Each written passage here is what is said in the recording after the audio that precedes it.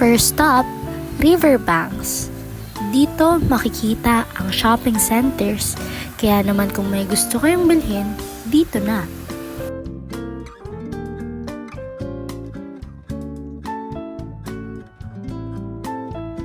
At kung food trip ang hanap nyo, maraming choices dito. Tsak na mabubusog kayo.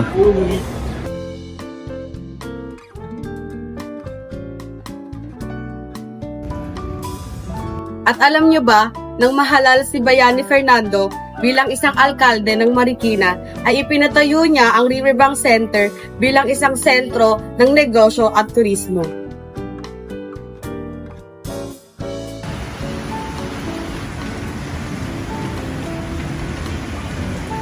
Dito makikita ang mahabang riverfront, kung saan pwede kang mag-jogging, mag-bike, o kaya mag-chill lang. Ito ang Marikina Riverbanks Amphitheater. Next stop, Jesus de la Peña. Lugar na parang may old town feels eh. Yung tipong naglalakad ka parang nasa Spanish na ka pa rin. Tsaka alam mo, dito talaga sa Marikina, dito matatagpuan ang pinakaunang-unang simbahan ng Marikina sa Sustainability. Ito yun.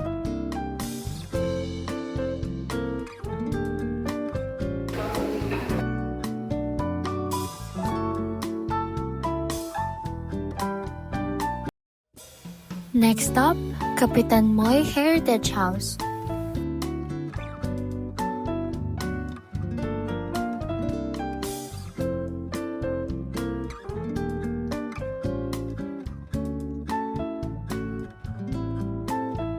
Ginawa ang unang sapatos noong 1887. Kapitan Moy is the father of shoe Marikina industry.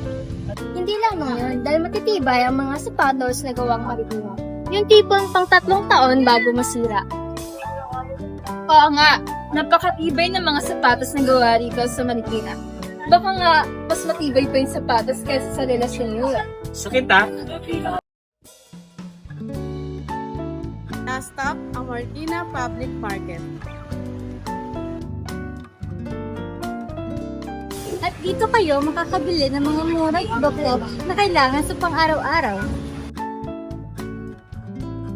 Ito ay kilala bilang isa sa mga pinakamalinis na palengke sa ating bansa. Last stop, Our Lady of Abandoned Parish. Milagroso ang imahen dito kaya marami talagang pumupunta tuwing pista. Perfect spot din para magpasalamat sa safe travels at sa lahat ng blessings. So ayun na nga ang ating Marikina adventure. Puno ng story, pagkain at history. Kaya kung bibisita kayo dito, explore, enjoy at mahalin ng Marikina.